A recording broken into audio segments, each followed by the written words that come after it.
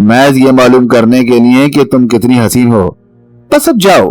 परवीन दरवाजे की तरफ इशारा करके बोली, वरना मैं बहुत बुरी तरह पेश आऊंगी।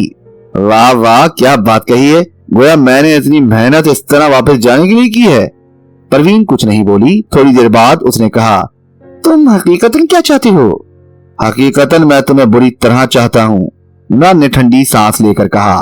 वो क्या कहते हैं उसे, क्या नाम है? जब तक तुम जवाब का मोहब्बत का जवाब बदलिया जवाबी पोस्ट कार्ड। अर लाहौल फिर गलत हो गया। मुझे बेवकूफ बनाने की कोशिश न करो, परवीन ने खुश्क लहजे में कहा। फैयाज साहब मुझे तुम्हारे मुतालिक सब कुछ बता चुके हैं। तुम बेवकूफ बनकर दूसरे को बेवकूफ बनाने की कोशिश करते हो।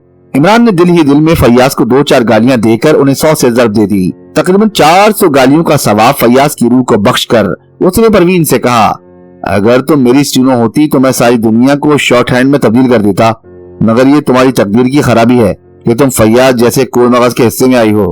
अब मैं करीब एक मुलाजिम भी रखूंगी। क्यों? इमरान ने लहक कर पूछा। ताकि तुम जैसे शरीफ आदमियों को बाहर जाने का रास्ता मालूम होने में कोई दुश्वारी न पेश आए। क्या तुम मुझे इस पिस्तौल का लाइसेंस दिखा सकती हो? इमरान ने कहा।